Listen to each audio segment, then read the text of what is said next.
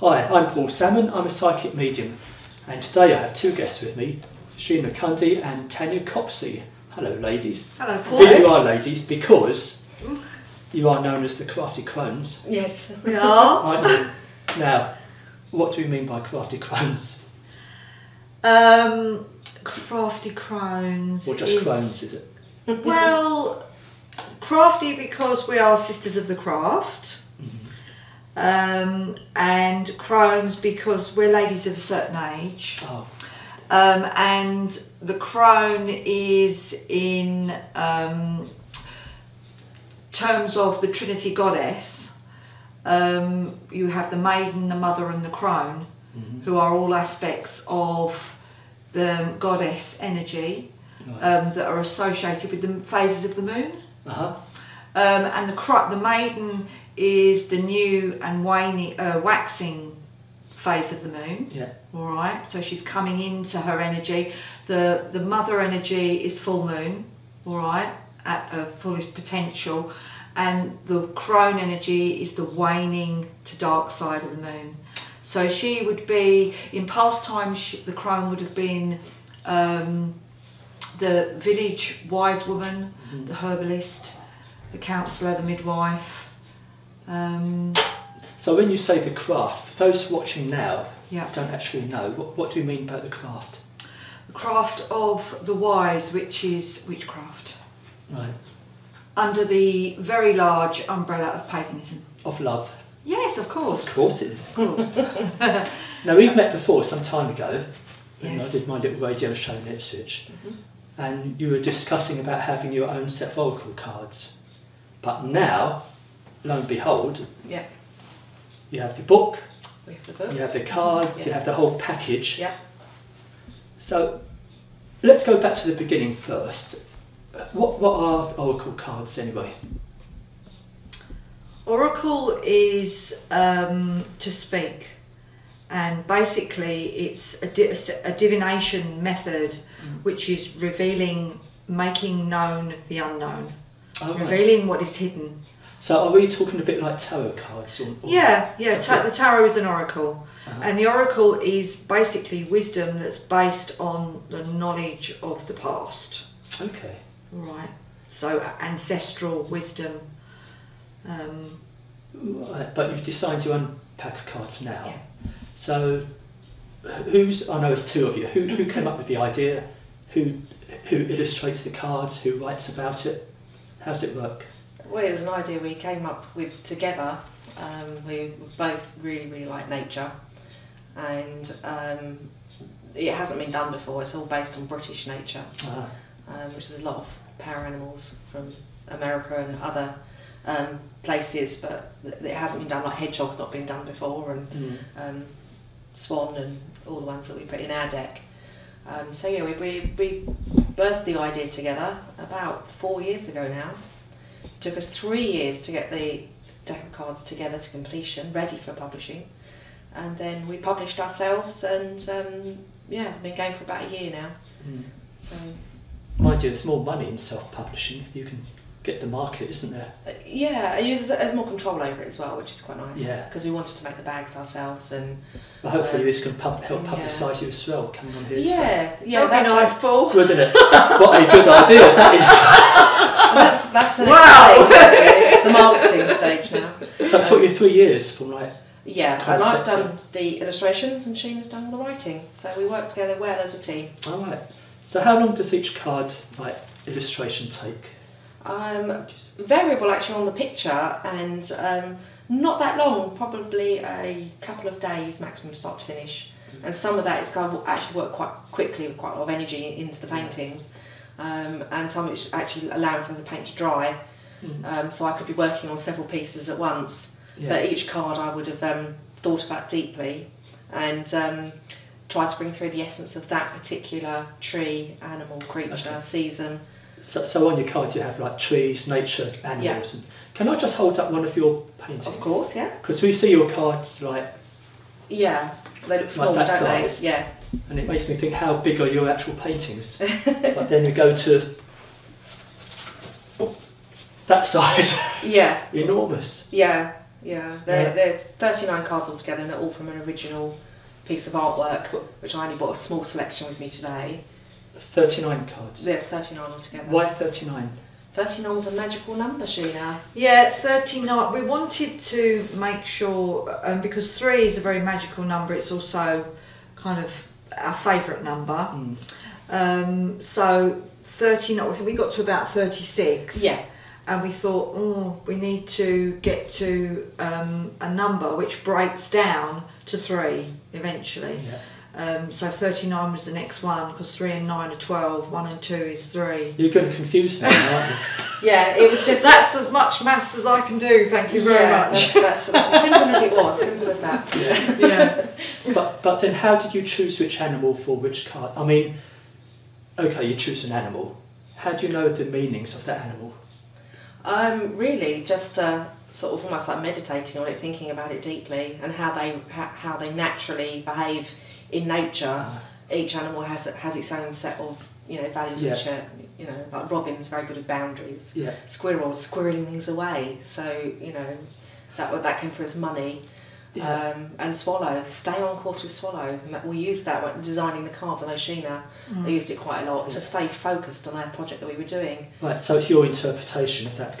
Yeah, that's fantastic, because you can put your whole meaning into the set, can't you? Yeah. And also, very much we work with the energy of the crone, as we said earlier. Yeah. So the crone is the spiritual guide, which really we open ourselves up to be inspired by. So when I was writing, for example, owl, symbolically and traditionally, owl is about, sage, that's sage wisdom, knowing, and that's probably, owl is one of the few out of our pack that I did actually align with the traditional symbolism. Yeah. But something like ladybird, just I worked with painting, Tanya's painting, and just kind of opened myself up to be inspired, and gratitude came through for ladybird, blessings, so basically you make it up as you go along, Paul. Yeah, good idea.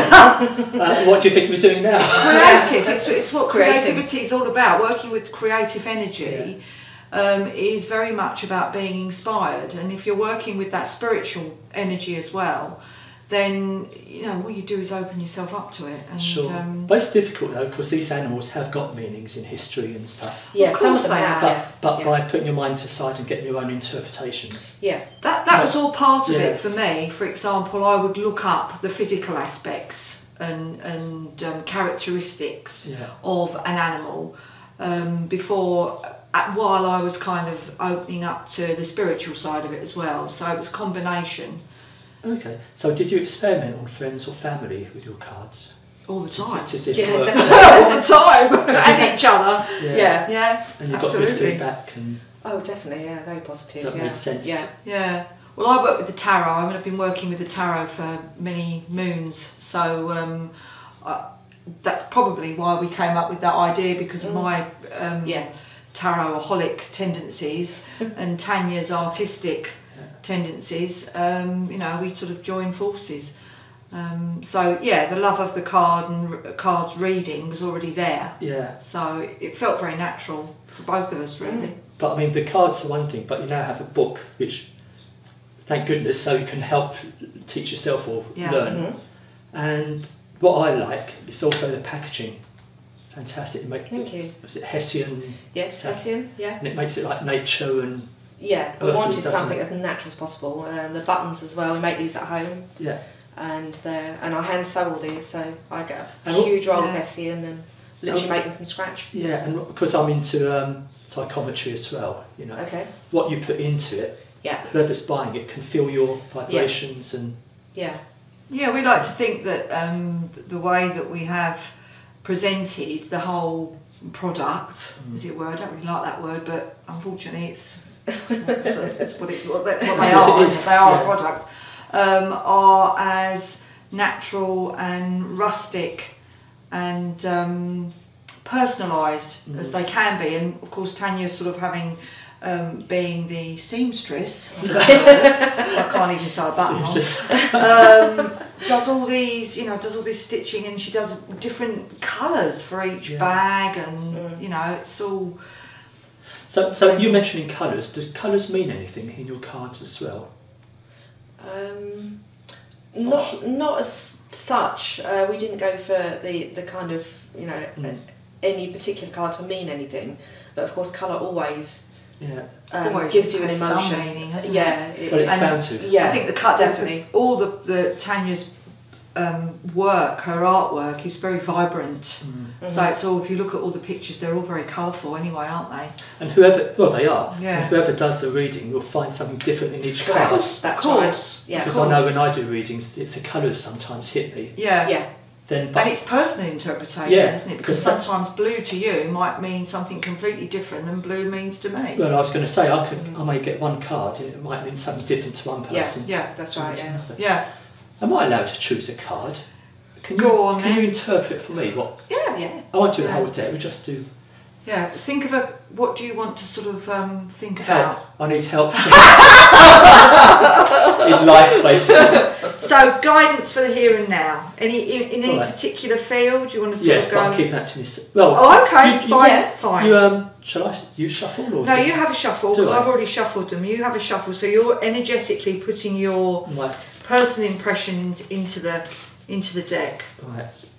I won't shuffle too many times, but I'll give them a cut. That's it. That's good enough.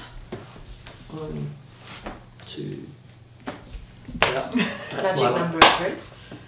Okay, go on then. Top card. Oh, I thought I was leaving it to you. No, you're choosing. What have I got? Stag. Beautiful. It's one of my favourite pictures, favourite cards. Stag is all about, basically the message of stag is honour thyself, all right? Yeah. And make sure that when somebody says to you, how you doing, Paul? And you go, I'm fine. Even if I'm not. Well, exactly, you just said it. Yeah. How often do you find yourself doing that? Yeah. At the moment, maybe, and it's just about being, stepping up into that sort of, that opportunity to show your sort of maturity, because you have reached a stage of sort of self-mastery in your life, more from a spiritual angle than any other. Yeah. And it's time for you to stand your ground and stand up for what you believe in a little bit more. Does that make any sense? Oh, perfect. Is it? Well, that's good. It says something more about that. Yeah, that does make. And the stag in tarot also means number 1, and it means moving onwards and, like you say, new beginnings. Yeah. So if you look at stag up in the book, they're all in alphabetical order. Oh, let's have a little look. Yeah, you'll see she was very cleverly broken them all down into. Yeah, there's a structure for each meaning, sort of broken down into keywords, the experience, the lesson. There's a lot beginning with S, aren't there? Yeah. The gift. Blame nature. STI. Oh, there it is. There we are. Maturity, mastering, honour, dignity. Yeah. I'll read that in a while. Yeah, you see you've got a magic mantra at the bottom, and that gives you your. I honour myself. Magical mantra is basically a personal affirmation, but we didn't want to use the word affirmation. But you found this in meditations kind of thing, what to write down as well. Sorry? You found it in meditation, how to interpret the cards? Yes. Excellent. Yeah. So, I believe you do workshops.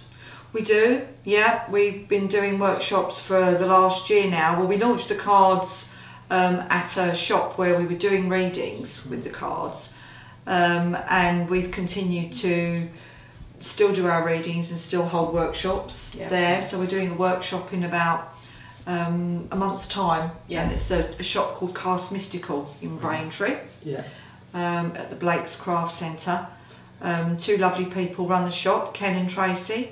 And it's a lovely little spiritual gift shop, we've got another workshop, and we run. How we structure the workshop is we do a path working with the cards. A path working is basically a guided meditation to experience and discover a magical guide. So, for example, we usually use hare and owl and badger, and then once people have sort of worked on, done the path working, discovered what their message is that comes through from that particular magical guide, we then change over, and Tanya works with the group to bring through the oracle guidance through the medium of art. So they draw their own picture. And quite often we have people say, oh, I can't draw. It doesn't matter. In fact, it's probably better that people can't draw. They've got no preconceived ideas or notions of how they should be drawing, because it's just working with the energy to just bring it through however it's meant to. You know, it doesn't matter, does it? Yeah. And Tanya's very good at you know, making people feel very sort of, you know, confident about what they're doing, and well, we try. I mean, our intention working with anybody is always to help people to recognise their potential as creative beings. You know, I mean, I presume you can go. If I was to learn your cards, I'd go buy your book at first. Yeah. Then maybe my own interpretations of each card. Yeah. Absolutely, because at the end of the day, Paul, that's only a guidebook. Yeah. It's not a Bible. No. It's not written in stone. You know, it's only to guide people. And like as you've just said, once you've sort of got a bit of a guide on roughly where each card's coming from, then they begin to speak to you. The more you use the cards, like any other tool, psychic tool, the more you use that tool, the more you build up that rapport with it, and your own personal relationship develops. So what do you advise people to do? Do they pick one card at a time, or do they lay a series of cards on the table? And yeah, I think probably picking one card at a time is probably the best way to start with. In the back of the book, there are a few very simple spreads that we've put in. That's the word I was after. Spreads. Yeah, very easy to follow spreads. I think there's a 1 card, 2 card, 3 card, 5 card spread. The Crafty Crones spread is a 5 card spread, but they're very easy to follow. I mean, we wanted to make sure that the book was basic and simple, because the theme of the deck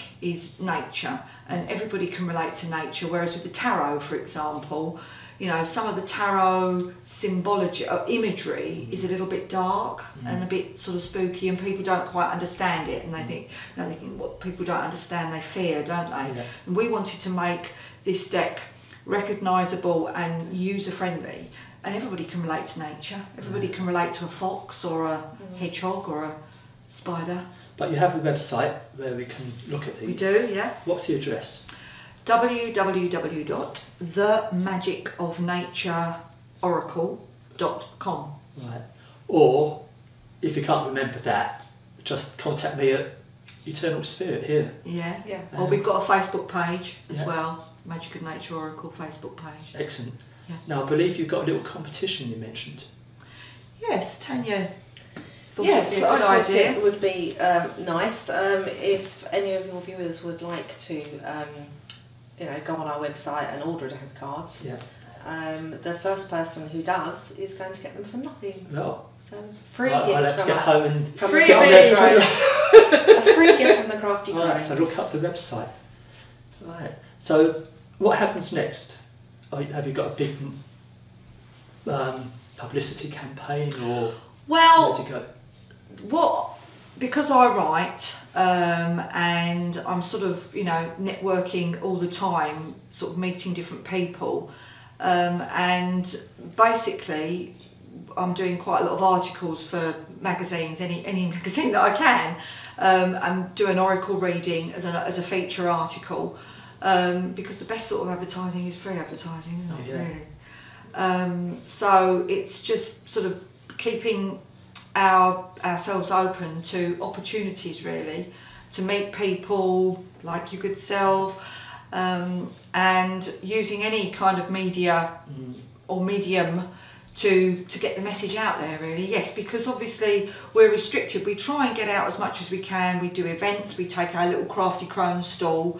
Tanya's always making things, she can't stop. So we've got like increasing supply of crafty objects on this table that Tanya makes. I make the odd thing, but these are basically our main product, obviously.